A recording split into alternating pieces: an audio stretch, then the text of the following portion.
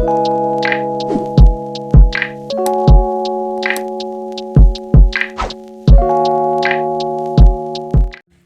y'all, what's up and welcome back to my channel. It is Kiera, your Gap and Gorgeous Queen. Today the topic is about a revelation that I had about, romance and dating. And I just wanted to get on here and share it because I feel like this is valuable to somebody out there watching this right now. Especially if you feel like a lot of your efforts have just been in vain, working on yourself, praying, putting yourself out there on the dating apps to be found, just really trying your hardest to just fulfill the goals and desires that you have about love, marriage, romance, whatever. Because I have been in a very weird place when it comes to that, and I think that with some recent happenings in my life, it just made me realize one very big thing, that whatever romantic situation I end up in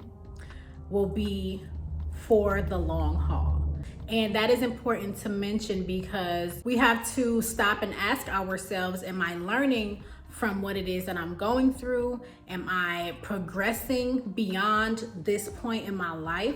Am I taking this and really looking at it for what it is and acknowledging the fact that this could be trying to teach me something that is that has a greater lesson and purpose behind it that is for me. When you have a goal, when you have been praying about something, when you have been just setting your mind on something that you know is something that God can work out, and it's something that a prayer that you know God can answer. He can do anything, right? If you truly have something in mind and you find yourself struggling through that thing and you see the cycle over and over again, there is something to be learned about that. And so let's get into it, right? So my experience has not been the same with every person I've dated or talked to or considered potential suitors, whatever you want to call it. A lot of guys say, well, I'm not dating, or we're just friends, or we're just getting to know each other, or I'm chilling, or I'm vibing, all this weird stuff that people say these days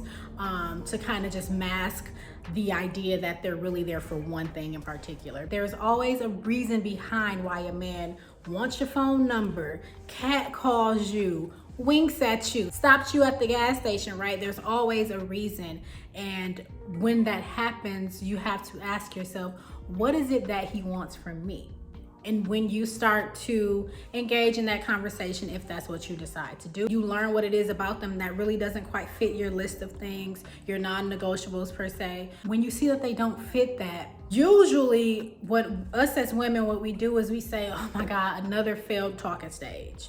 Oh my goodness, another one that just wasted my time. A lot of these things, we look at them so negatively. And I'm not saying that anything about that stuff is positive. There is nothing positive about a man lying, cheating, conniving, being disloyal. Ain't nothing positive about that. But what I have learned about this situation is that this is only helping me to get even more crystal clear about the type of person it is that I want in my life. We all have an idea in our heads.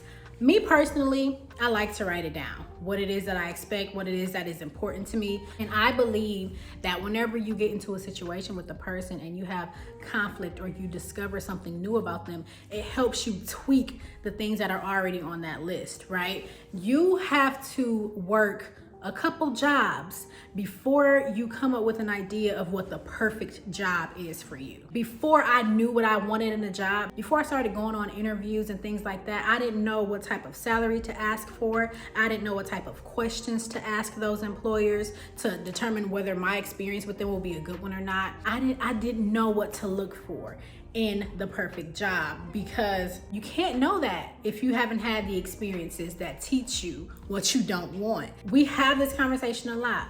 Well, you know what? I want someone who doesn't cheat. Well, sometimes you meet somebody And you have to get specific about it, because sometimes the thing that you stop talking to them about is not about cheating. Maybe it's a personality trait, a character flaw that you just cannot agree with. Maybe it's something that has to do with their religion or their moral beliefs or their political beliefs. You have to get crystal clear about what it is. Those are things that you don't typically ask God for, right? Because we say, oh, we want him to look good. He got to have a nice job. He got to be educated. He got to be, he got to be taught. He got to be a Christian. Those are all kind of blanket statements.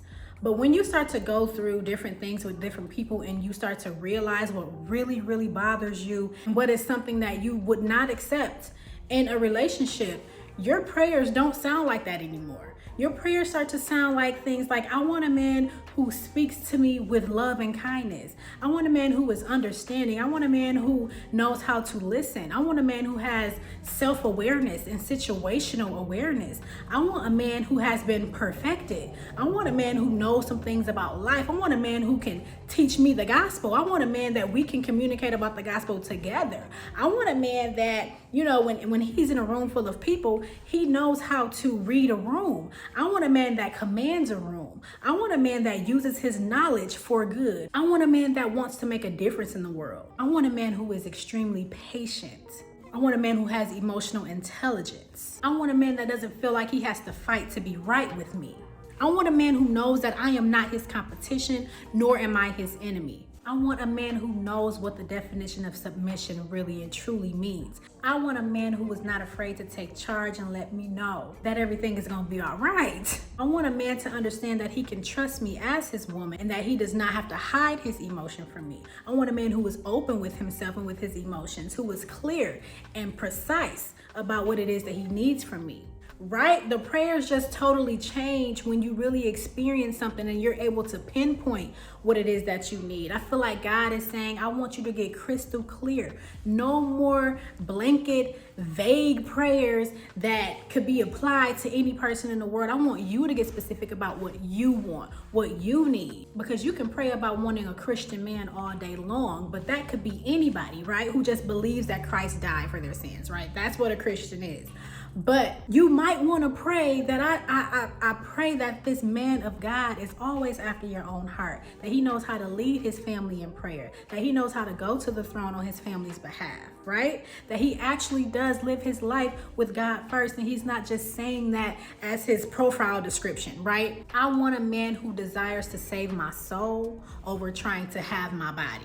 Right? That's the prayers that you learn how to pray about the person you want to be your kingdom spouse after you've been through some things. See, this is what I have learned for myself, because something just ain't right? But I also appreciate the fact that I've gone through these things, because it allows me to get crystal clear with God about what it is that I want, what it is that I desire.